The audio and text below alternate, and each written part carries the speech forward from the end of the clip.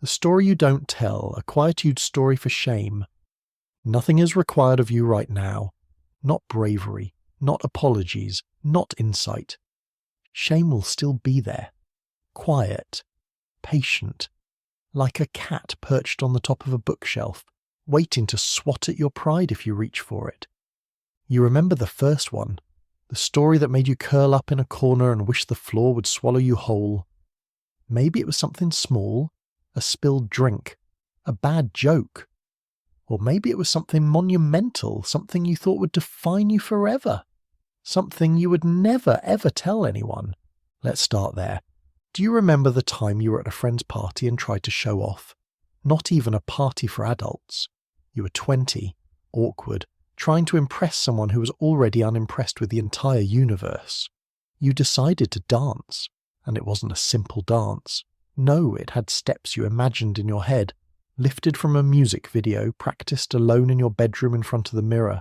Halfway through, your foot caught a table leg, not gracefully.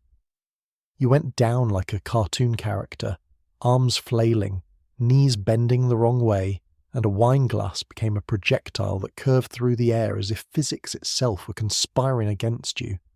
Someone clapped, someone laughed, someone else helped you up while whispering, "I've seen worse."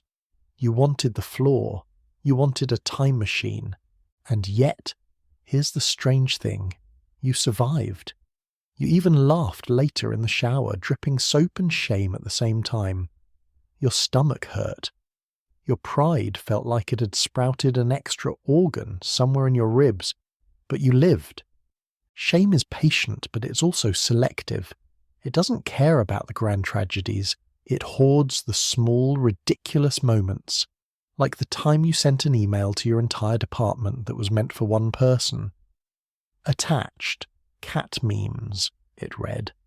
Without the memes, you pressed send. You realized 15 minutes later that every manager and co-worker had witnessed your failed attempt at humor. You could feel your face redden in real time. The thing about shame is, it is absurd.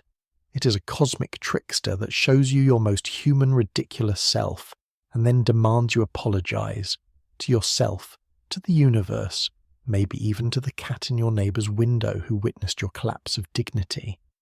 Do you remember the voicemail you left for someone you liked, and instead of sounding casual, it came out as a high-pitched, stammering confession that you could not unsay? That one still echoes somewhere in your phone memory. You imagine the person laughing quietly, shaking their head, and somewhere inside you cringe but also giggle. Because how else do you survive listening to yourself humiliate yourself? Shame thrives on these moments. It loves when you tuck them in your chest and carry them everywhere, thinking, if they knew they would leave, or worse, they'd see me differently. But here's the quiet miracle. Shame can also make you laugh, not the loud, ha ha ha, laugh. The sideways twitching lips, shoulders sag, I survived me laugh. It's small, it's private, it's yours. Take another example. You're in the grocery store. You see someone you know. You try to wave casually, but your hand sticks in a half-cocked salute that looks like you're scratching your ear or performing some secret semaphore code. They wave back like they understand nothing about human coordination. You scurry away. In the parking lot, you shake your head and chuckle. Embarrassment becomes comedy. Pain becomes absurdity. That's the alchemy of shame. It makes you small, then it makes you giggle. Quietly, alone, in the car.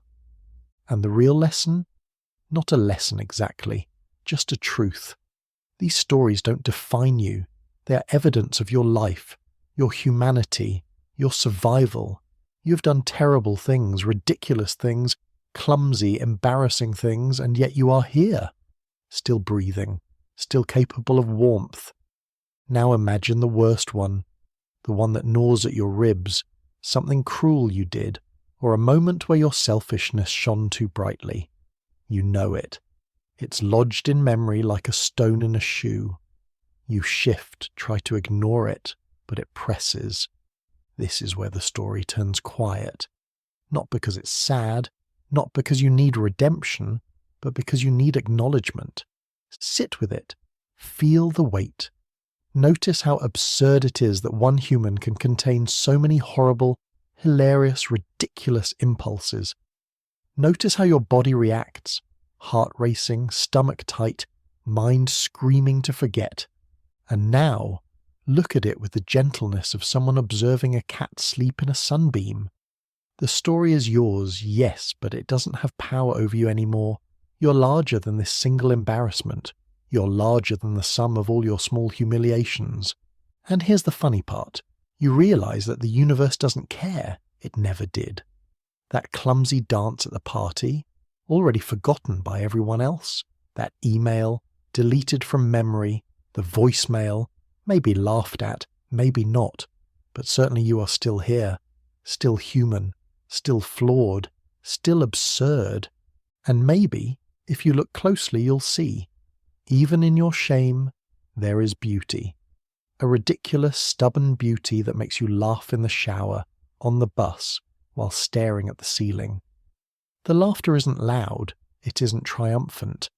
It's quiet, like someone who survived a storm and noticed a small crooked rainbow afterwards. You fold your story gently in your chest, not to hide, not to punish, but to carry it with the soft acknowledgement. I survived this. I survived me. I am still here. Let the quiet sink in. Let the weight sit beside you, harmless now. Let the absurdity make you smile. And know, everyone carries a story they don't tell. Everyone has walked this strange, embarrassing, ridiculous path. And somehow life is still worth it. You step outside of this thought. The air touches your skin. It is ordinary, maybe even beautiful. You're ordinary, maybe even enough. And for now, that is all you need. Carry this quiet with you.